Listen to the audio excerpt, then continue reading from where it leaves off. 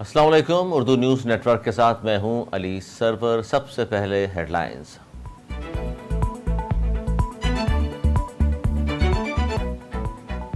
پاکستان اور سوئٹزرلینڈ کے درمیان قدرتی آفات سے نمٹنے کے لیے تعاون کی مفاہمتی یادداشت پر دستخط۔ وزیر اعظم شہباز شریف کہتے ہیں پاکستان خطے میں تناؤ نہیں چاہتا۔ سوئس وزیر خارجہ سے مفید اور تعمیری بات چیت ہوئی۔ پاکستان دنیا میں خوشحالی اور امن کا فروغ چاہتا ہے۔ تعلیم، آئی ٹی اور خواتین کی تعلیم کے فروغ کے لیے پاکستان کردار ادا کرتا رہے گا۔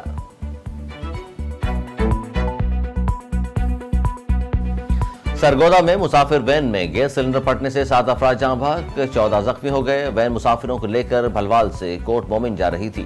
نگراں وزیر اعلیٰ پنجاب کا واقعے کا نوٹس، کمشنر اور آر پی او سرگودا سے رپورٹ طلب۔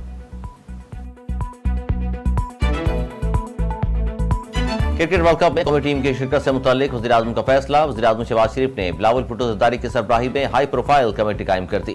کمیٹی بھارت سے ورلڈ کپ سے متعلق تمام امور پر سفارشات مرتب کرے گی۔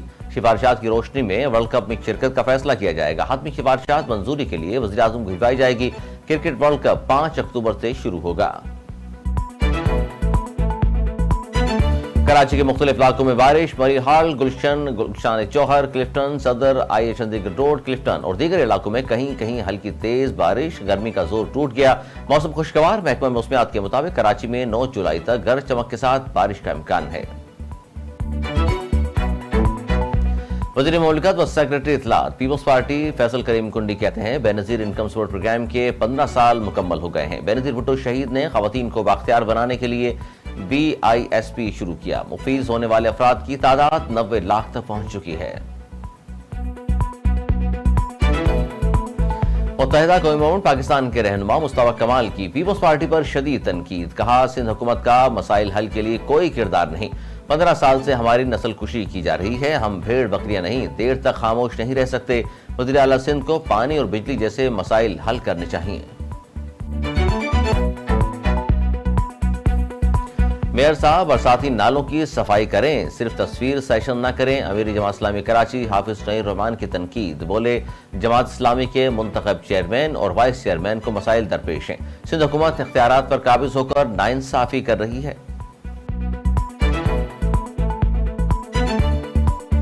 حافظ نعیم الرحمان حقیقت کو مسخ کرنے کی ناکام کوشش کر رہے ہیں۔ پیپلز پارٹی کی سندھ حکومت نے بلدیاتی اداروں کو بااختیار بنایا۔ حافظ نعیم الرحمان کی پریس کانفرنس پر ڈپٹی میئر سلمان عبداللہ مراد کا رد عمل۔ کہا کراچی کی ترقی کا سفر حافظ صاحب سے حاصل نہیں ہو رہا۔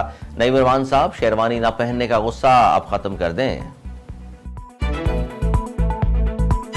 نگراں وزیر اعلیٰ محسن نقوی کی زیر صدارت اجلاس۔ نگراں وزیر اعلیٰ پنجاب محسن نقوی کا 9 مئی کے واقعات میں ہائی پروفائل کیسز میں ضمانتیں منسوخ کرانے کا فیصلہ۔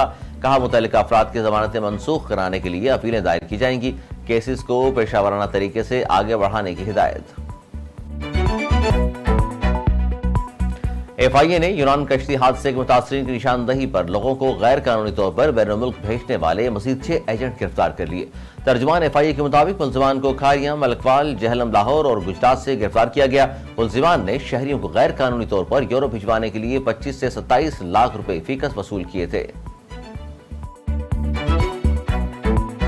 آئندہ مالی سال کے لیے مختلف اقسام کی آمدنیوں پر ہائی پروفائل نان فائلر کے ٹیکس ریٹ مقرر۔ 1 جولائی 2023 سے 30 جون 2024 کے مالی سال میں پرائز بانڈ کی آمدن پر سب سے زیادہ انکم ٹیکس منہا ہوا کرے گا۔ FBR کا نوٹیفیکیشن جاری۔ سپریم کورٹ نے چیئرمین PTI کی اسلام آباد ہائی کورٹ کے احاطے سے گرفتاری کو بنیادی انسانی حقوق کی خلاف ورزی قرار دے دیا۔ چیئرمین تحریک انصاف نے ضمانت قلپز گرفتاری کے لیے اسلام آباد ہائی کورٹ سے رجوع کیا۔ ضمانت کے لیے چیئرمین PTI عدالت میں سرنڈر کر چکے تھے۔ تفصیلی فیصلہ جاری۔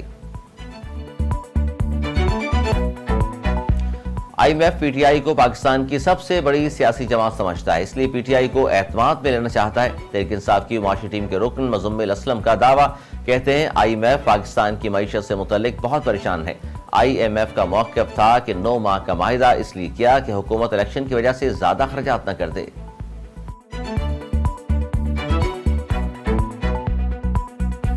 چیئرمین PTI کی اہمیت یہی ہے کہ انہوں نے IMF معاہدے کو سبوتاژ کیا۔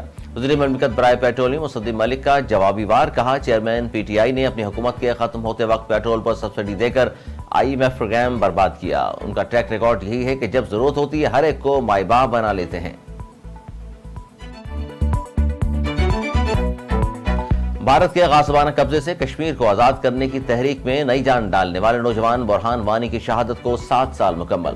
مقبوضہ وادی میں مکمل ہڑتال، دکانیں، کاروباری مراکز، تعلیمی ادارے بند، سڑکیں سنسان۔ قابض بھارتی فورسز نے کشمیریوں کو برہان وانی کی شہادت پر بھارت مخالف ریلیاں نکالنے سے روکنے کے لیے خاردار تاریں لگا کر مختلف سڑکوں کو بند کر دیا۔ ترکیہ کے صدر رجب طیب اردوان نے یوکرین کو نیٹو ممبرشپ کا حقدار قرار دے دیا۔ غیر ملکی خبر رسانی ادارے کے مطابق ترکیہ نے نیٹو کی ممبرشپ کے لیے یوکرین کی حمایت کی۔ رجب طیب اردوان کا روس اور یوکرین کے درمیان جنگ بندی پر زور۔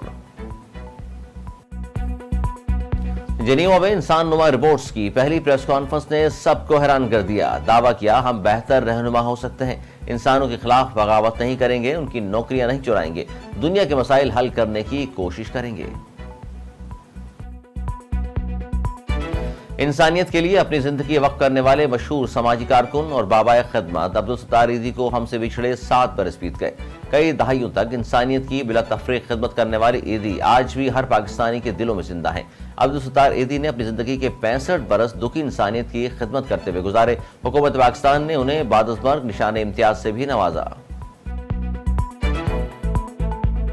اور کراچی میں سابق کپتان اور لیجنڈ آل راؤنڈر شاہد خان آفریدی کی بیٹی کی شادی بابر اعظم، محمد رضوان، امام الحق، شان مسعود، سرفراز احمد، حسن علی، عامر جمال اور اعظم خان و دیگر کی تقریب میں شرکت۔ شاہین آفریدی مہمانوں کے استقبال میں مصروف رہے۔